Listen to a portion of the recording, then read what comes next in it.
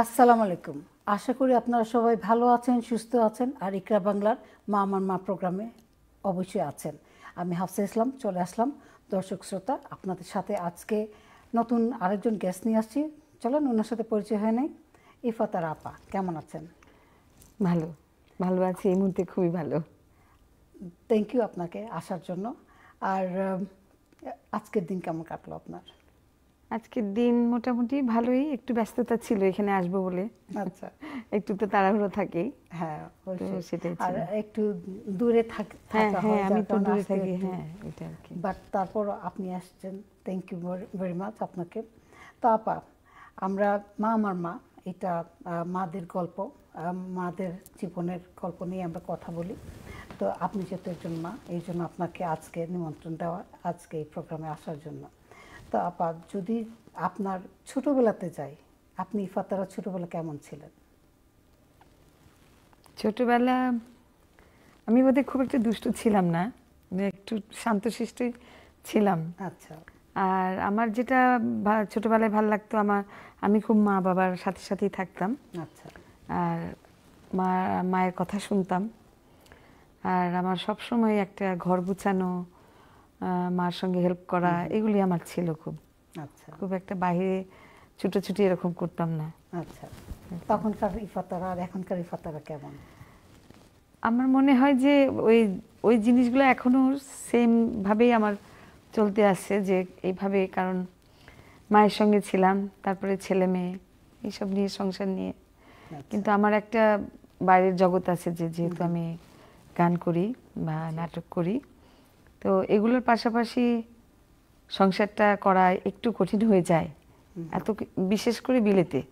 হ্যাঁ, বাংলাদেশে হলে অতটা ছিল না, কারণ বাংলাদেশে তো সাপোর্ট থাকে, অনেকই হেল্পিং হ্যান্ড পাওয়া যায়। এখানে তো সব নিজের করতে হয়। অবশ্যই। ওটা করে তারপরে এইসব ধরে রাখা একটু কষ্টকর হয়ে যায়। কিন্তু আমি যেহেতু এই লাইনটাকে খুব ভালোবাসি, সেই জন্য যেভাবেই হোক আমি করি আর কি। যেমন আজকে এখানে আসতে গেলে তো কত কিছু, রান্নাটা শেষ করতে হয়, এটা সবই করতে হয় আর কি। হ্যাঁ, তারপরে শেষ করেও আবার রেডি হওয়ার ব্যাপার থাকে, বিশেষ করে টেলিভিশন শো হলে। কারণ একটু সাজগুজ হ্যাঁ, করা একটু দরকার হ্যাঁ, হয়। মেকআপ টেকআপ নিতে হয়, এগুলো একটু বদর করে আর কি। আচ্ছা তাছাড়া স্টেজ শোয়ে যেতে হলেও আপনার রেডি হতে হয়, কিন্তু ভাল লাগে যে কোনো ইনফর্মাল ভাবে বসে গান টান করতে বেশি ভালো লাগে।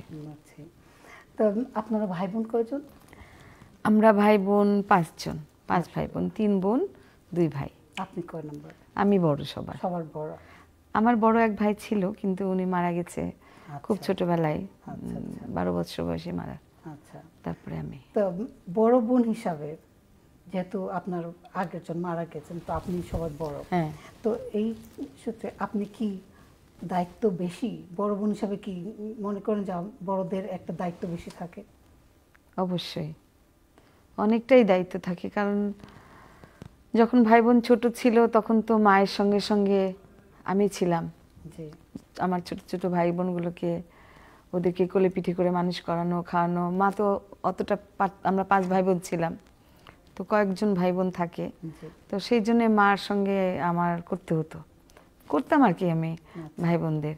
তো ছোটবেলায় ভালোবাসতাম, ওদের করতাম, কিন্তু এখন বড় হয়েও মনে হয় যে ওদের আমি দায়িত্বটা করি। আমার মনে হয়, আমি জানি না ওরা কিভাবে নেয়, কিন্তু আমি সবসময় ভাবি ওদের কথা। সবসময় মনে করেন কোনো কিছু, যেমন ভালো জায়গায় গেলে, ভালো কোনো কিছু করলে, বা নিজে তো আমি অনেক ধরেন এইসব, যেহেতু আমি একটা সাংস্কৃতিক জগতে থাকি, সবসময় একটা মোটামুটি ভালো লাগার পরিবেশেই থাকি, তখন মনে হয় ওদের কথা। তো আমি ওদেরকে টানি আর কি, আমার এই কাজের মধ্যে তোরা আয়, চেষ্টা করি। আমার এক ভাই ডান্স করে, আচ্ছা আচ্ছা, তো ফাঁকি দেয়, করতে চায় না, কিন্তু খুবই ভালো ডান্স করে, অনেক ভালো। বাংলাদেশ থেকে এসে প্রপারভাবে শিখে এসছে। তো এই দেশে আসার পর খুব সব জায়গায় ওকে নিয়ে প্রোগ্রাম করতাম, কিন্তু ইদানিং আর করতে চায় না, একটু আলসে হয়ে গেছে। তো আমার মেয়েও করতো ওর সঙ্গে সঙ্গে, মামা ভাগ্নি একসঙ্গে। আর এক ভাই, সেও কিন্তু গান করতো, কিন্তু সংসারের ঝামেলায় একদমই করে না এখন আর। আর আমার আরেক বোন, সে তো বাংলাদেশেই থাকতো, তো বাংলাদেশেই গান করতো ছোটটা। আর মেজোটাকে আমার আব্বা অনেক চেষ্টা, আমরা দুই বোনকেই দুজন টিচার দিয়ে আব্বা গান শেখানোর জন্য রাখছিল, আব্বা মা। কিন্তু আমি ধরে রাখছি, কিন্তু ও করে নাই। বরঞ্চ ওর টিচার যে ওকে গান শেখাতো, সেই গানগুলি আমি পিক করতাম, কিন্তু ও সেটাকে ধরে রাখে নাই। ও বেশি বৈষয়িক, মানে অন্যান্য সবাই হ্যাঁ সব কিছু হয় না। না, যেমন আপনি গান পছন্দ করেন, গান ভালোবাসেন, কিন্তু ওনার হয়তো অন্যদিকে ইচ্ছা। সেটাই আমার আমার যেমন মনে করেন যে যতই প্রবলেম হোক, অনেক অনেক সময় হয় না সংসারে কত রকম প্রবলেম হয় বাইরে ভেতরে, কিন্তু সেটা একদিকে, আমার গানটা আর একদিকে। সেটাকে মনে করি, জানি না কতদিন এখন তো আর ধরে রাখতে পারবো, আর এই সময়ের সঙ্গে যুদ্ধ করতে করতে কতটা দিন এটাকে টানতে পারবো জানি না, কিন্তু আমার খুব ভালো লাগে। বুঝছি। আচ্ছা, এই যে ছোটবেলা থেকে আপনি গান শিখছেন, তো এটা হাতে করি কে দিয়েছে, বা আপনার বাবা মা কতটুকু সাপোর্টিভ ছিলেন? গানের বিষয়টা হলো, আমি যখন খুব ছোট ছিলাম, আমি তখন খুব ওই বাংলাদেশের সিলন রেডিও বাজতো তো খুব, হ্যাঁ, তখন ওইখানে খুব লতার গানগুলি হতো, আমার খুব ভালো লাগতো এবং গান শুনতাম আমি খুব ভীষণভাবে। স্কুল ফাঁকি দিয়ে আমি গান শুনতাম, কারণ তখন তার এভাবে শুনেছি যে স্কুল ফাঁকি দিয়ে মানুষ সিনেমা দেখতে যায়, আর আপনি স্কুল ফাঁকি দিয়ে গান শুনতাম। কারণ তখনই মতো রেকর্ড ছিল না, ক্যাসেট প্লেয়ার এরকম ওরকম ছিল না তো কিছুই। তখন কলকাতার রেডিও শুনতাম খুব। রেডিওতে কলকাতার ওই অনুরোধের আসর হতো শনিবারে আর রবিবারে। আচ্ছা, তো আমি ওই দিন স্কুলে যেতাম না, এর জন্য টিচার আমাকে বকতো, আবার হাসতো তারা, ফাঁকি দিতাম তখন। শনিবারে বোধহয় 3:30টায়, আর রবিবারের দিন 2:30টায় অনুরোধের আসর হতো। আচ্ছা, তো ওগুলি আমি শুনতাম। তারপরে রাত 10টার দিকে হতো, নাটক হতো, এগুলি আমি খুব শুনতাম তখন। তো সেখান থেকেই আমার গান গাওয়ার খুব ইচ্ছা ছিল। আমার আব্বা হারমোনিয়াম বাজাতে পারতেন, আমার আব্বা কিন্তু ওই রকম না, মানে বসে গান টান করতেন, কিন্তু উনি খুব ভালো হারমোনিয়াম বাজাতে পারতেন।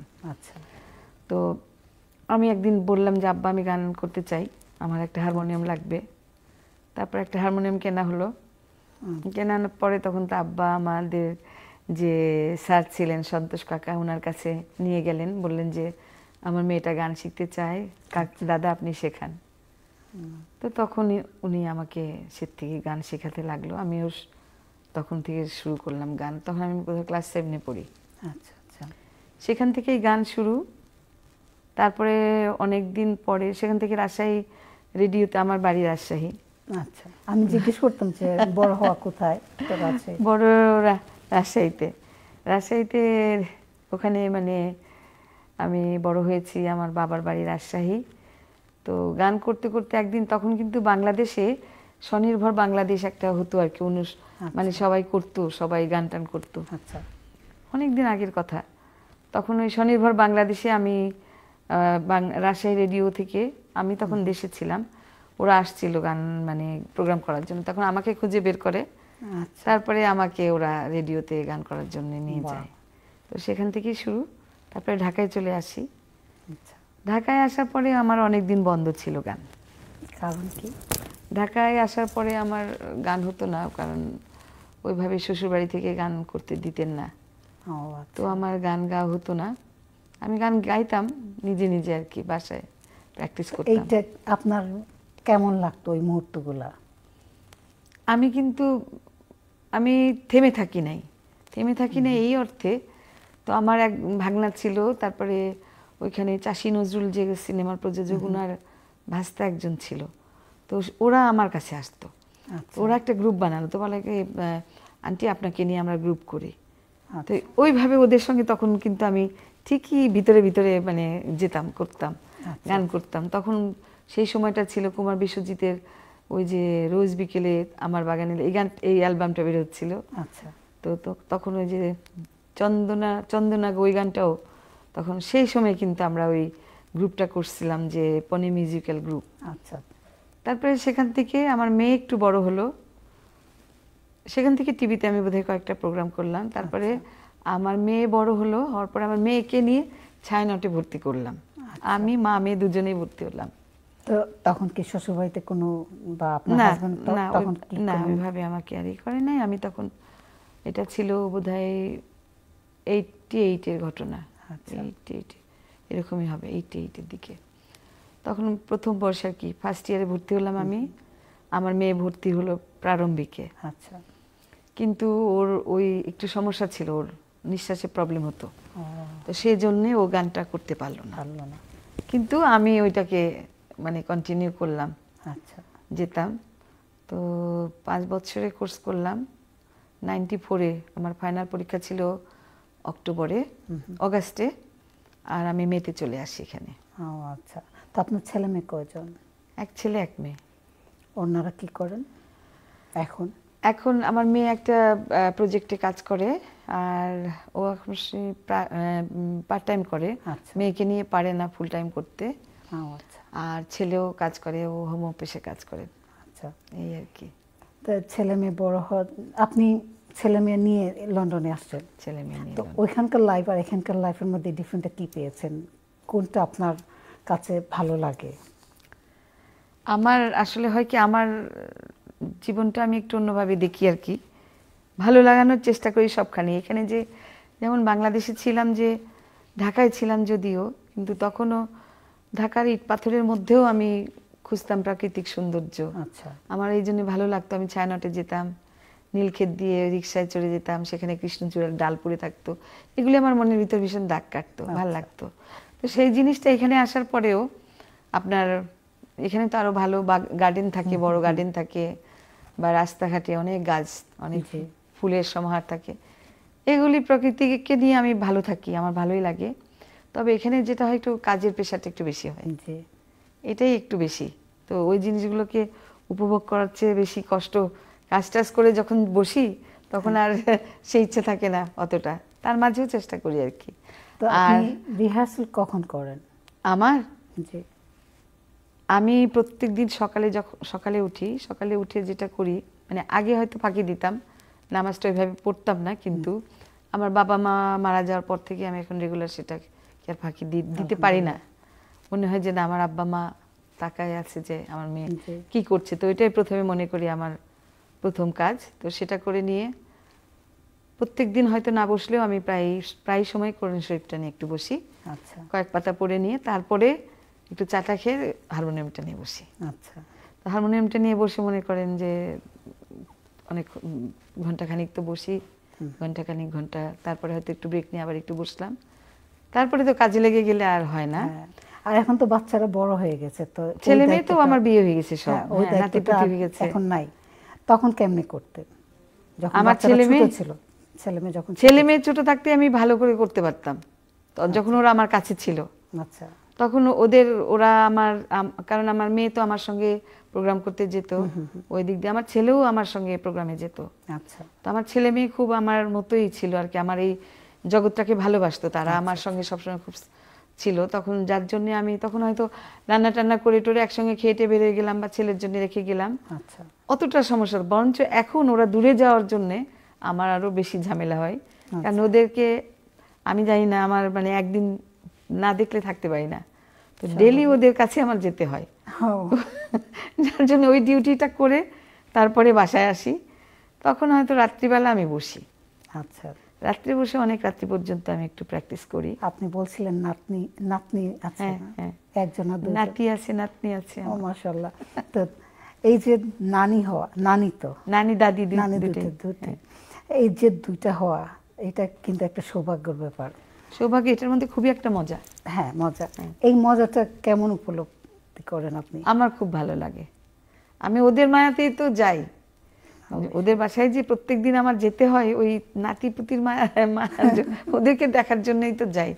ওদেরকে এক নজর না দেখলে ভালো লাগে না, দেখে আসি, কতক্ষণ কাটাই, ওদেরকে কি খেলো না খেলো সেগুলো একটু দেখি, তারপরে আমি বাসায় আসলে তখন আমার নিশ্চিন্ত, আচ্ছা তখন আমার এগুলি আমি পরিপূর্ণ। আমার ইভেন আমার যত প্রোগ্রামই থাক, আমার টিভিতে যেদিন শো থাকে সেই দিনও আমি অন্তত পক্ষে দুপুর হোক বা সকালে ওদের ডিউটিটা আমি করে তারপরে আসি, নাহলে আমার কেমন জানি মনে হয় যে কি একটা হলো অসম্পূর্ণ না। একটা হ্যাঁ, কাজ রয়ে গেছে। হ্যাঁ, এটা আমার মনে হয়, যার কারণে আমি ওইটা আগে করে নিই। ওদের আপনি সঙ্গে। ভাগ্য ভালো, আপনার নাতি নাতিন তাও এখানে থাকে, দেখতে পারেন। হ্যাঁ, কিছু কিছু মানুষের ভাগ্য খারাপ, তারা নাতি নাতিনকে পায় না, সেটা কাছে পায় না, সেটা আরেকটু মানে তাদের জন্য খারাপ লাগে। আর একটা জিনিস কি হাফসাপা, যেটা বলি যে যতই আমরা বাহির্মুখী হই না কেন, যতই আমরা সবকিছু নিয়ে ব্যস্ত থাকি, কিন্তু একটা সময় আসে ধীরে ধীরে মানে মানুষের মনটা তখন পরিবারের উপর বেশি নির্ভরশীল হয়ে যায়। তখন পরিবারকে বেশি ভালো লাগে, ভালো লাগে বন্ধু বান্ধব সবকিছু, এই জগৎটাও ভালো লাগে, কিন্তু পরিবারকে বেশি মানে কাছে পেতে ইচ্ছে করে। অবশ্যই এটাই হয়। এটা আমি একটা জায়গায় আজকে পড়তেছিলাম সোশ্যাল মিডিয়াতে, যে আমরা যতই থাকি না কেন, বয়সের সাথে সাথে আমাদের লাইফস্টাইল, আমাদের চিন্তা চেতনা অনেকটা চেঞ্জ আসে, যে চাওয়া পাওয়াগুলো চেঞ্জ আসে। একা একা থাকা অনেক সময় আমরা পছন্দ করি, কিন্তু সাথে আমাদের ফ্যামিলি, যেটা আপনি বলছেন যে ফ্যামিলি মেম্বারদেরকে আমাদের দরকার হয়, ছেলে মেয়ে, নাতি নাতিন বা পার্টনার, তাদেরকে দরকার হয়। এটা আসলে সত্যি। সেই জন্যই আমি মনে করি যে আমার দৃষ্টিভঙ্গি থেকে নিজেদের কথা আমরা তো অবশ্যই ভাবি, নিজেদের ভালো লাগা তো প্রত্যেক মানুষের নিজের চাওয়াটাকে প্রাধান্য দেয়, কিন্তু পাশাপাশি একটা সময় আসবে, সেই সময়টা পরিবারকে বেশি কাছে পেতে ইচ্ছে করবে এবং ভালো দরকার হবে। তো সেই কারণে একজন মা হিসেবে যখন বাচ্চাদেরকে সময় দিতে হবে ছোটবেলায়, তাদের কাছে কাছে থাকতে হবে, তাদেরকে ঘরমুখী, তাদের সঙ্গে বসতে হবে, কথা বলতে হবে, তাদেরকে নিয়ে সময় কাটাতে হবে। তখন হয় কি, বাচ্চাগুলো যতই বড় হোক ওদের একটা পিছু টান থাকে। অবশ্যই। আর সেই বন্ডিংটা যদি না থাকে তাহলে কিন্তু ওরা ঘরে থাকে না। তা আপনি কাজ করে এই যে বাচ্চাদেরকে সময় দেওয়া, যখন ওরা ছোট ছিল আপনি গান প্র্যাকটিস করতেন বা টিভিতে হোস্টিং করছেন বা অন্যান্য কাজ করছেন, তো কিভাবে এই সময়গুলো ম্যানেজ করতেন? ওই যে বললাম একটু সময় পাই না আমি, মানে সবকিছুই আমি করি, মানে করতে হয় আর কি, যন্ত্রের মতন কাজ করতে হয়। তখন কোনো রকম এমনও সময় আছে যে আমি এই জন্য কোনো টেলিফোনে যে অনেকক্ষণ কারোর সঙ্গে কথা বলা হয় না, যেটা আমার একটা কষ্টের। এখানে একটা কষ্ট আছে যে আমার আব্বা যেদিন মারা যায় সেদিন আমার ইন্ডিয়া থেকে এক দিদিরা আসছিলেন, ওরা আমার বাসায় ছিলেন গান করবার জন্য। তো তাদের জন্য রান্না টান্না তাদেরকে নিয়ে ব্যস্ত ছিলাম। আমার আব্বা ওই সময় ফোন করেছিল, তো আমি বললাম যে আব্বা আমি একটু ব্যস্ত আছি, আমি কালকে ফোন করব। কিন্তু আমার আব্বা বলছিলেন যে আমার খুব জরুরি কথা আছে, কিন্তু কালটা আর হয় নাই, আব্বা পরের দিনই মারা গেল হার্টফেল করে। তো সেই জন্যই বলি যে আমার এত ব্যস্ততা, আর আমি কিন্তু ওই যে হলিডে করা এইগুলো করার সময় পাই না, করিও না। আচ্ছা, মানে এগুলো নিয়েই ব্যস্ত থাকতে হয় বেশি, তো করি আর কি। না, ইদানিং তো সবাই হলিডে করে, হলিডের কথা তুলছেন আপনি, তো ইদানিং সবাই কিন্তু ফ্যামিলি বিভিন্ন দেশে যান। আগেকার দিনে দেখছি যে মানুষ অন্যান্য দেশে তেমন ভ্রমণ করতেন না, বেশিরভাগ বাংলাদেশে যাওয়া হতো। একটু ছুটি পাইলেই তারা দেশে ছুটে চলতেন, কারণ তাদের আত্মীয় স্বজন, বাবা মা বা স্বজনপ্রীতি যারা আছেন তাদেরকে দেখার জন্য অস্থির থাকতেন, তারা দেশে চলে যেতেন। ইদানিং কিন্তু এগুলো হচ্ছে না, যদিও বাবা মা বাংলাদেশে আছেন, তারা অন্যান্য দেশে ভিজিট করছেন ফ্যামিলি নিয়ে। এইটা আপনার কাছে কেমন লাগে? এখানে একটা ব্যাপার আছে আপা, যেটা হলো কিনা, ছেলে মেয়ে যখন বিয়ে হয়ে যায় তাদের কাছে যদিও রেগুলার যাচ্ছি, প্রত্যেকদিনই দেখা হচ্ছে এই দেশে, সবকিছু হচ্ছে, কিন্তু তাদের একসঙ্গে যখন রাত কাটানো হয় ছেলে মেয়েদের সাথে, সেটা কিন্তু অন্যরকম ভালো লাগা। তো সেটা তো ওদের সঙ্গে হচ্ছে না, ওরা খুব থাকে না আর কি এসে। তখন ওই হলিডেতে গেলে অথবা বাংলাদেশে গেলে তখন যে ওদের সঙ্গে অনেকটা সময় একসঙ্গে থাকা হয়, এক সপ্তাহ থাকা হলো, তো ওই যে রাতের দিনে বিছানায় শুয়ে কথা বলা, এটা একটা অন্যরকম একটা বন্ধন সৃষ্টি করে। তখন ওই সময়টা, ওই কথাগুলোই তখন ছেলে মেয়েদের মনে থাকবে সারা জীবন, ওদের ভালো লাগে। আমার ছেলে মেয়ে আমার সঙ্গে গল্প করতে খুব ভালোবাসে। আমি যে কথা বলবো, আমি যতই করি, কিন্তু ওদের সঙ্গে সব কথা বলা, গল্প করা ওরা খুব পছন্দ করে, এবং ওরা কোথাও ঘুরতে গেলে আমাকে ছাড়া যায় না। ওইটা যাবেই, কথা বলবে, গাড়িতে উঠে আমি আগের দিনের গল্প, ওই সব আমার আব্বা মা, গ্রামগঞ্জ, বাংলাদেশ, এগুলি কথা বলি আর কি, তোরা পছন্দ করে এই জন্য। সব বাচ্চারা কিন্তু আবার এগুলো এনজয় করে না। না, আমার ছেলে মেয়ে আবার খুব ভালোবাসে এগুলি, আবার আমার সঙ্গে বসে ছবি দেখা। আমার ছেলের কাছে গেলে তো একটা ছবি লাগাই দিবে, দিয়ে আম্মা দেখো। হ্যাঁ। তো এই জিনিসগুলো আমার সঙ্গে আছে। আমার ছেলে মেয়েদের সঙ্গে ভীষণ বন্ডিংটা খুব বেশি। তো আপনি বলতে চাচ্ছেন যে ছোটবেলা থেকে যদি বাচ্চাদেরকে আপনি সময়টা দেন, দিতে হবে। তাদেরকে নিয়ে বসে আপনি কথা বলেন, তাদের স্কুল ওয়ার্কে হেল্প করেন, আর তাদের সাথে যে কোনো গল্প করে থাকেন, তাহলে কিন্তু একটা বন্ডিং ক্রিয়েট হয়। সময় দেওয়া তাদেরকে ছোটবেলা থেকে, ওদেরও ভালো লাগা থাকে তখন। হ্যাঁ। ওরা ফ্যামিলিমুখী, মানে ঘরমুখী থাকে। আর যদি মা সবসময় বাইরে থাকছি, কোনো সময় দিচ্ছি না ওদেরকে, কোনো মানে ওরা তো আর তখন অন্যরকম লাগবে না। ওরা তো তখন ঘরে আসে, বিশেষ করে দেশে একাই ঢুকবে, একাই কি পেলো না পেলো খেলো, তারপরে আর কোনো হয় না। একটা মা যখন বসে থাকে, বাচ্চারা খায়, তার পাশে বসে থাকে, অন্যরকম একটা ভালো লাগা লাগে তখন।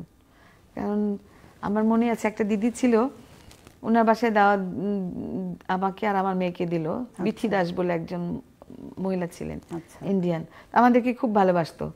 তো ইলিশ মাছ ভাজা করে ভাত খেতে দিল আর কি। দেওয়ার পরে উনি হাঁ করে বসে আছে। দিদি আপনিও খান। বলে যে না, তোমরা খাচ্ছ, আমার ওটাই তৃপ্তি লাগছে, আমি দেখতেছি তোমাদেরকে। হ্যাঁ, অনেক লোক আছে ওনারা কিন্তু খাওয়াইতে পছন্দ করেন, তাদের ওইটাই তৃপ্তি, যে একটা মানুষ সুন্দর করে খাচ্ছে, মজা করে খাচ্ছে। এটা দরকার। এটা ছেলে মেয়েদের সঙ্গে আমার মনে করি সব মাদেরই করা দরকার। বসে ওরা যতই ধরেন এদেশের ছেলে মেয়েরা বাইরে যায়, অন্য একটা কালচারের মধ্যে পড়ে, ওদের ভাষাটা অন্য হয়ে যায়। হ্যাঁ, আমার নাতি, বড় নাতিটা, ও তো সবসময় সবার সঙ্গে মানে ইংলিশ কথা বলতেছে, কিন্তু আমার সঙ্গে বাংলা কথা বলে। পুরাই বাংলা কথা বলে সে। আসলে ইদানিং এই যে দেখা যায় যে বাচ্চারা গেস্ট, মানে যার যার রুমে বন্দি থাকে, গেস্ট আসলে একটু কখনো আসবে, এসে সালাম দিয়ে আবার চলে যায় উপরে, গেস্টের সাথে কথা বলবে না, ইন্টারাক্ট করবে না। তো আপনি যেহেতু বলছেন যে আপনার বাচ্চারা আবার সবার সাথে মিশে কথা বলে, সালাম দিবে, বসবে, খবর নেবে। আমার নাতি, আমার বড় নাতিটা, ছেলে তো করে। আমরা শুনবো, ছোট্ট একটা বিরতিতে যেতে হচ্ছে। শ্রোতা বন্ধুরা, আমরা যাচ্ছি একটু ছোট্ট বিরতিতে। বিরতির পরে আবার আসবো, আপনারা যাবেন না কোথাও। মধুরমা।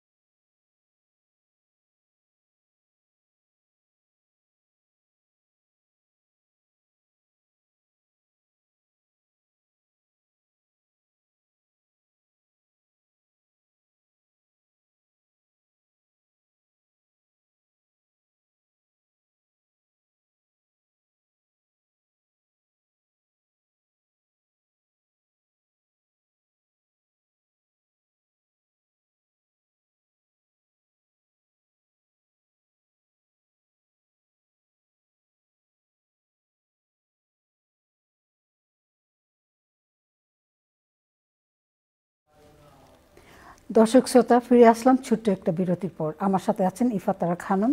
তো আপা, আমরা বিরতিতে যাওয়ার আগে আপনি বলছিলেন বাচ্চাদেরকে নিয়ে আপনার ছেলে মেয়েকে কিভাবে সময় দিতেন, যদি আবার বলতেন। হ্যাঁ, ওই যে কথাটাই মানে যেহেতু এই অনুষ্ঠানটা মা আমার মা, জি একজন মা কিন্তু মায়ের অনেক দায়িত্ব, জি এবং প্রকৃত অর্থে মা যদি একজন ছেলে মেয়ের শুধু যে বিদ্যা বুদ্ধি করলেই তো না, একটা ছেলেকে পুরোপুরি একটা পূর্ণাঙ্গ মানুষ করতে হলে তাদের চলাফেরা, মানুষের সঙ্গে ওঠা বসা, কথাবার্তা সবকিছুই করতে হয়, শিখাতে হয়।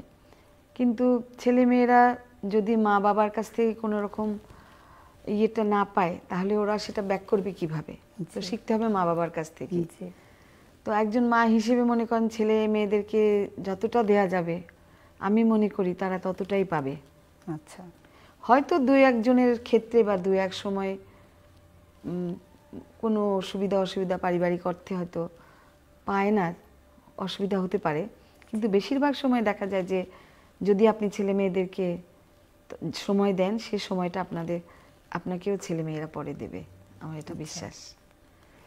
আচ্ছা, এই যে আপনি বলছিলেন যে পূর্ণাঙ্গ সাপোর্ট বা পূর্ণাঙ্গ একটা শিক্ষা দেওয়া, সেটা বলতে কি বোঝাচ্ছেন আপনি?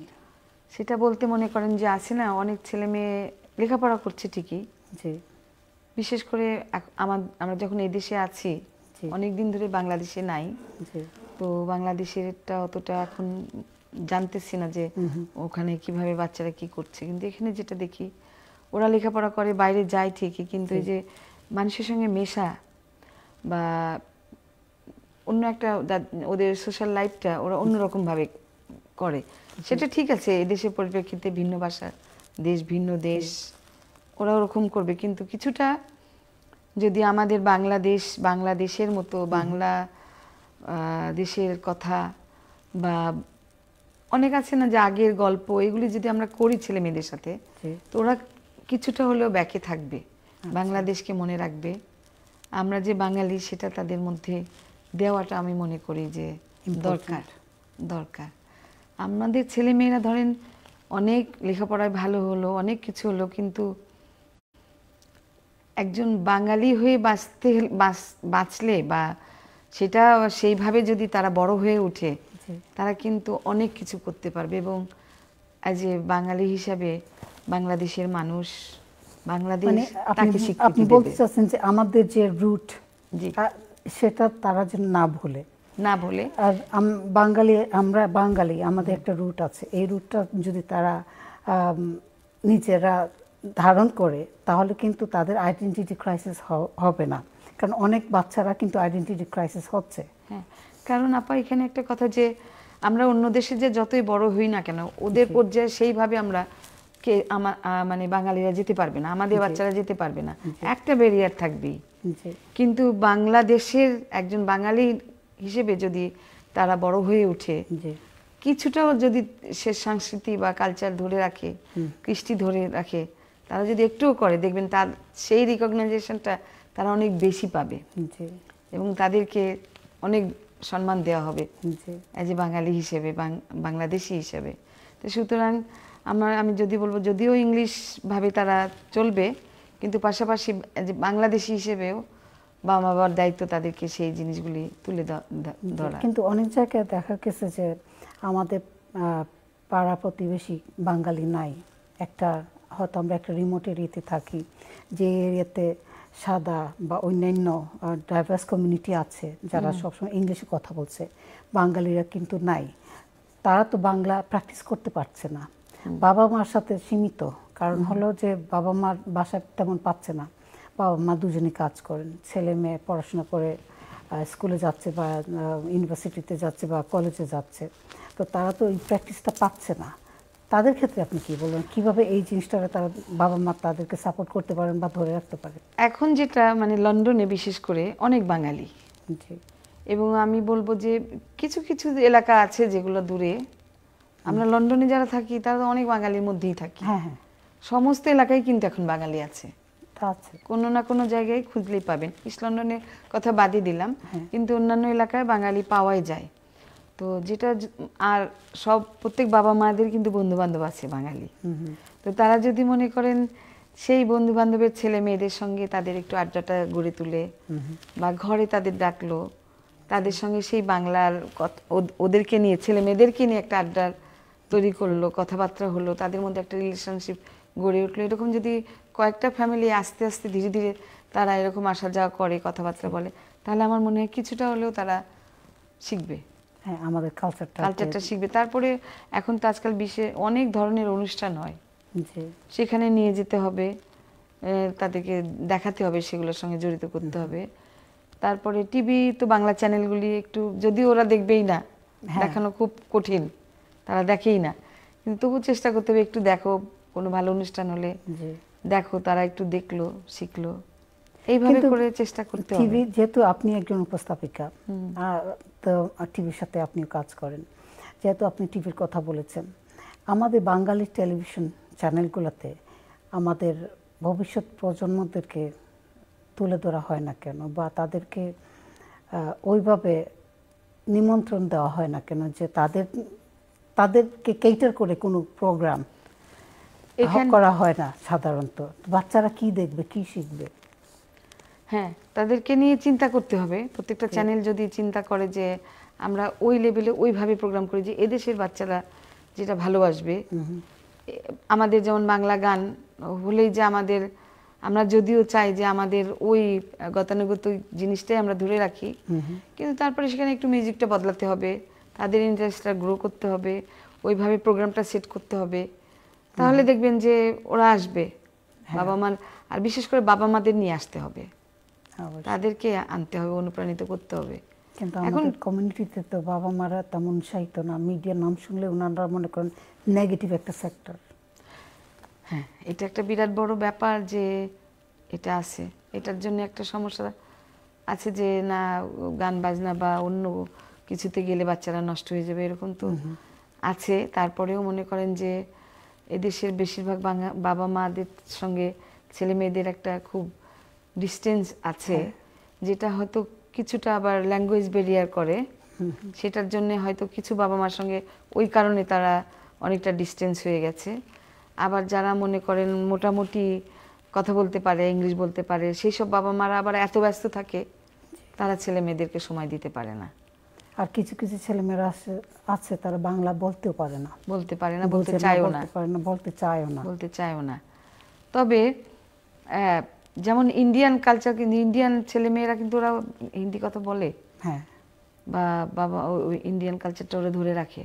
অবশ্যই। এখানে একটা আছে না, স্কুলে দেওয়ালি প্রোগ্রাম হয়, কিন্তু আমাদের বাঙালিদের জন্য কোনো প্রোগ্রাম হয় না। আমি যদি আমার নাতির স্কুলে গেলাম, তখন ওরা দিওয়ালি প্রোগ্রাম করলো, তো যাই হোক আমাকে দিয়ে গান করাইছিল ওরা। এরকম যদি স্কুলে যেমন আমি আগে করতাম, স্কুলে বাংলা গান শেখাতাম, এখন করা হয় না। এখনো অনেকেই করে, কিন্তু সেটা কিছু কিছু করে, ওই জিনিসগুলো আর কি আকারটা বড় করলেই বাংলা গান করা, মানে ওইরকম একটা আমাদের সাংস্কৃতিক বলতে গেলে কোনো ইনস্টিটিউশন নাই যেটা আমাদের ভবিষ্যতে প্রজন্মরা যাবে গিয়ে এটারে তারা প্র্যাকটিস করবে, ওইরকম কিন্তু আমাদের একদম রেকগনাইজড ইনস্টিটিউশন নাই। এখানে বিশেষ করে এখানে এই দেশে একটা সমস্যা যে ওরা যে লেভেলে যে স্ট্যান্ডার্ডটা ওরা চায় বা দেখে অভ্যস্ত তারা স্কুলে, বাইরে, ঘরে, কিন্তু আমাদের বাঙালি যে কালচারাল অনুষ্ঠান, কালচারাল শো বা যেগুলি করি, মিউজিক যেগুলি করি, ওদের ওই স্ট্যান্ডার্ড করতে পারি না, করা হয় না, যার কারণে ওরা পছন্দ করে না। এটাই, অনেকগুলো প্রোগ্রামে আমি আমার বাচ্চাদেরকে নিয়ে গিয়েছি, যাতে তারা দেখে আমাদের বাঙালি, যেটা আপনি বলছেন যে নিয়ে যাওয়া, তাদেরকে এনকারেজ করা। কিন্তু দেখা গেছে ওইখানে যাওয়ার পরে এত লম্বা লম্বা বক্তব্য থাকে, তারা বোর হয়ে যায়, টাইমলি শুরু হয় না আমাদের বাঙালি কোনো প্রোগ্রাম, যেটা 6টার সময় শুরু হওয়ার কথা সেটা গিয়ে শুরু হয় 7টা, 7:30, 8টাও বেজে যায়, 2 ঘন্টা পরে। তখন বাচ্চারা কিন্তু ফেড আপ হয়ে যায়, পরক্ষণে তারা যেতে চায় না। এই যে আমাদের যে একটা বাঙালি লেট হওয়ার কালচার, এইটা কিন্তু আমরা প্রোগ্রামগুলি তো ওইভাবেই করা হয়। হ্যাঁ, প্রোগ্রামগুলি তো বোরিং প্রোগ্রাম করা হয়, যে আপনার বক্তৃতা লাস্টে একটা গান কোন রকম দিল, শেষ হয়ে গেল, চলে গেল। তো এই প্রোগ্রামে বাচ্চাদেরকে কিভাবে বসাবেন? আপনি যদি প্রথম থেকে শেষ পর্যন্ত একদম একটা প্রোগ্রাম কালচারাল অনুষ্ঠানটাই হচ্ছে একটার পর একটা আপনি ধারাবাহিকভাবে করতেছেন, ওরা দেখতেছে, বা প্রেজেন্টেশন যে করতেছে তারাও সেভাবে ইংলিশ বাংলা মিলে করছে, তখন একটা প্রোগ্রাম তো না এই প্রোগ্রামটা ভালো দেখলাম। ইভেন টিভিতেও তো সেভাবে হচ্ছে না, টিভিতেও তো সেভাবে এখানকার প্রোগ্রামগুলি করা হয় না, বা বাংলাদেশের যে প্রোগ্রামগুলি সেগুলি বেশিরভাগ আপনার রিলে করা হয়, কিন্তু এখানকার ইন হাউস প্রোডাকশন সেভাবে যে বিশেষ করে গানের প্রোগ্রাম তো হয় না, ওইভাবে করা হয় না। শুধু গান না, যে কোনো একটা শিক্ষামূলক প্রোগ্রামগুলো কিন্তু ওইভাবে হচ্ছে না, যেটা আমাদের প্রজন্মরা এনজয় করতে পারে, দেখতে চায় আর কি। হ্যাঁ, বিভিন্ন ধরনের বাংলাদেশে তো আগে কার্টুনগুলি কত ভালো হতো, কত সুন্দর সুন্দর কার্টুন ওরা দেখতো, গান শিখির অনুষ্ঠানগুলি ওইভাবে মজা করে। কিন্তু আমাদের এখানে তো অনেকটা একটা ইয়ে থাকে, একটা কোনো অনুষ্ঠান করতে গেলে ফাইনান্সিয়াল প্রবলেম থাকে, তারপরে থাকে লোকবল যেটা পাওয়া যায় না, অনেক কিছু এইসব মিলানোর জন্য আমাদের সেই অনুষ্ঠানগুলি পরিপূর্ণতা পায় না, আমরা করেও তুলতে পারি না। এটা করতে গেলে পিছনে যে জিনিসগুলি দরকার, যে হ্যান্ডস দরকার, যে আপনার জায়গা দরকার, তারপরে আপনার ফাইনান্সিয়াল এটা দরকার, সাপোর্টটা দরকার, এগুলো তো নাই। আই থিংক মূলত এই দেশের ইয়াং জেনারেশনকে আনতে গেলে আমরা এই যে তাদের একটা শ্রম, যেটা এখানে কিন্তু মিডিয়াতে তেমন ফাইন্যান্সিয়াল, যেটা আপনি বলছেন যে ফাইন্যান্সিয়াল একটা যে ইনসেন্টিভ, এই জিনিসগুলো কিন্তু দেওয়া হয় না, যার কারণে ইয়াং জেনারেশনরা তারা মনে করে এখানে এসে আমার টাইম নষ্ট। আমি যদি টেস্কো, সেন্সবরি বা লিডিং অন্য কোনো কোম্পানিতে কাজ করি, যদি 4 ঘন্টাও দিই, আমি 4 ঘন্টার একটা পাচ্ছি, আমার একটা শ্রমের মেহনতের একটা পাচ্ছি। কিন্তু এখানে মিডিয়াতে কাজ করলে আমার কোনো লাভ নাই, আমি শুধু ভলান্টারি আমার সময়গুলো দিচ্ছি। তো এই যে তারা এখান থেকে কিন্তু অনেকেই আসতে চায়, কিন্তু এই কারণে আসতে চায় না। যদি এরকম আমরা কোনো ইনসেন্টিভ রাখি তাদের জন্য, হয়তো তারা আসবে। যেমন দেখেন যে এসব গানের যে কম্পিটিশনগুলি হয়, কবিতার কম্পিটিশন, এই ধরনের প্রোগ্রামগুলি কিন্তু করতে হবে সুন্দরভাবে, সেইভাবে উপস্থাপন করতে হবে। আপনি যদি কোনো রকম করেন তাহলে তো বাংলা থেকে অনেক সময় কিন্তু ওই যে আপনার কোরআন এর একটা কম্পিটিশন হয়, হামনাতের কম্পিটিশন বা কোরআনের কম্পিটিশন। হ্যাঁ, কোরআন কম্পিটিশন, ওইটা কিন্তু ভালোই চলে, সেটা বড় আকারে করা হয়। এইটার কম্পিটিশনের সাথে কিন্তু তারা অনেক কিছু ইনভলভ আছে। তো এই যে এই ধরনের যদি আমরা করে থাকি বিভিন্ন ইয়ের থেকে, তা কিন্তু আমাদের ইয়াং জেনারেশনরে আমরা এনকারেজ করতে পারি। এটা হয়তো বা ল্যাঙ্গুয়েজ নিয়ে আমরা একটা করতে পারি, এইটা হয়তো বা গান নিয়ে হতে পারে, এটা নাশিদ নিয়ে হতে পারে, বিভিন্ন আকারে কবিতা হতে পারে, সাহিত্য চর্চা নিয়ে হতে পারে, না সেটাই, বা মিক্সচার অফ এভরিথিং, মিউজিক নিয়ে হতে পারে, মানে যন্ত্রসঙ্গীত নিয়ে হতে পারে। হ্যাঁ, তো এগুলো করতে গেলে যেভাবে যে আকার ধারণ করা লাগবে সেটা তো করা হচ্ছে না। জি, কারণ সেটাকে একটা এখানে তো আছি যে গান করলে মানে নষ্ট হয়ে যাবে, বা সংস্কৃতিতে গেলে ইয়ে হয়ে যাবে, এই ধরনের তো মন মানসিকতা একটা ডে বাই ডে এটা কিন্তু বৃদ্ধি পাচ্ছে। হ্যাঁ, মানুষের মনের ভিতরে এটাই সৃষ্টি হচ্ছে যে এই লাইনটা খারাপ, আসলে তো তা নয়, আসলে সেটা নয়। গান মানেই খারাপ নয়, গানে মানুষকে মনের একটা সুন্দর কুসুমতা বাড়ায়, মানুষের মনের ভিতরে অনেক সজীবতা, কি বলবো, এটা মসৃণ যেটা থাকে মনের ভিতরে সেটা বাড়ায়। এই সংস্কৃতিতে ঢুকলে পরে মানুষ আরো সোবার হয়, মনটা ভালো হয়, পরিবারের সঙ্গে আসে, এগুলো দরকার আছে। না হলে সাহিত্য চর্চা কেন? গান শিখলে যে আপনি গিয়ে স্টেজে পারফর্ম করতে হবে তা কিন্তু না, এটা পারিবারিক একটা সবাই ফ্যামিলি গ্যাদারিং এও পারফর্ম করা যায়। এটা একটা মনের খোরাক, অনেকের জন্য একটা মনের খোরাক। না, আর করবে না কেন? করতে হবে এই কারণে, আজকে যদি আমরা টিভি চ্যানেল চালাই এদেশে, হ্যাঁ, এদেশে টিভি চ্যানেল চলতেছে, কিন্তু আমরা এদেশের ছেলে মেয়েদেরকে ইনভলভ করতে পারছি না। এদেশের যারা বড় হয়েছে তারা আসতে পারতেছে না, খবর পড়তে পারছে না, তারা অন্যান্য জিনিস অনুষ্ঠান প্রেজেন্ট করতে পারছে না। কেন? ওই যে তাদেরকে শেখানো হয়নি প্রপার বাংলা বা সংস্কৃতিগুলি শেখানো, তারা আসুক। আসছে যদিও এখন অনেকে আসে, আরো হ্যাঁ অনেক এগিয়ে আসছে, আরো আসতে হবে আর কি। তো সেই জন্য আমি বলবো যে সংস্কৃতির দিকে মানুষ ঝুঁকে গেলে যে খারাপ হবে তা না, বরঞ্চ তাদের ভালো লাগাগুলি আরো সুন্দর হয়, হ্যাঁ, আরো ভালো হয়। আর ভালো লাগে এগুলোর যদি প্রাধান্য দেওয়া হয় তাহলে কিন্তু তারা এডুকেশনাল বলেন বা তাদের, কারণ অনেকে যেমন মিউজিক তারা নিয়ে পড়াশোনা করতে চান, কিন্তু বাবা মা যখন শুনেন যে মিউজিক নিয়ে স্টাডি করবে তখন বাবা মার একদম মাথা খারাপ হয়ে যায়, কারণ প্রফেশনাল লেভেলে কিছু একটা করতেই হবে। কিন্তু সে যে তার মাথায় ওইগুলা ঢুকছে না, সে এই লাইনে ভালো পারফর্ম করতে পারবে, এটা কিন্তু আমরা বাবা মারা নিতে পারি না। আমরা সবসময় চাই আমাদের বাচ্চারা ইঞ্জিনিয়ার, ডাক্তার, ব্যারিস্টার আর অ্যাকাউন্টেন্ট হোক, এই চারটা প্রফেশন কিন্তু আমরা বেশি গুরুত্ব দেই। সেটা তো যারা হবে হবে, কিন্তু এটাকেও গুরুত্ব দেওয়া দরকার, কিন্তু দেবে না। এটা তো যুগ যুগ ধরেই হয়ে আসছে, কিন্তু এখন এখন সেটার সঙ্গে পাশাপাশি সবকিছু নিয়েই মানে এখন আরো এই কালচারাল দিকটাকে ওইভাবে গুরুত্ব দেওয়া হচ্ছে না আমার মনে হয়। প্রত্যেকটা কি ধরেন যে 100তে যদি একটা ফ্যামিলির দেয় তবুও হয়, কিন্তু আর যদি মনে করেন যে আর কেউই দিচ্ছে না তাহলে তো কিভাবে এটাকে বেড়ে উঠবে। এখন তো অনেক টিভি চ্যানেল আছে এই দেশে, বিশেষ করে অনেক বিকাশ হওয়ার পথ আছে।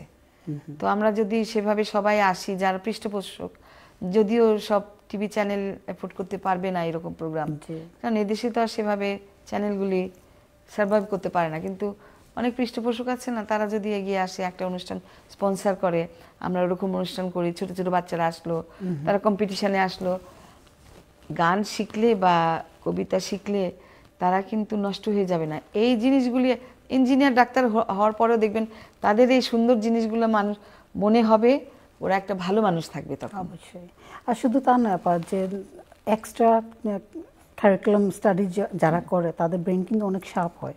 যারা গান করে, যারা কবিতা আবৃত্তি করে বা কবিতা লিখে, বা যারা মিউজিশিয়ান, তাদের কিন্তু ব্রেন আর একটু খোলা হয়, কারণ তারা এই জিনিসটা এনজয় করছে। শুধু এটা নিয়ে স্টাডি না, তারা আপনি যে বললেন ব্যারিস্টার, ইঞ্জিনিয়ার, ডাক্তার, যে কোনো জিনিস হতে পারে, তারাও কিন্তু ব্যারিস্টার, ইঞ্জিনিয়ার, ডাক্তাররাও কিন্তু গান করতে পছন্দ করছেন, তারা লেখালেখি পছন্দ করছেন।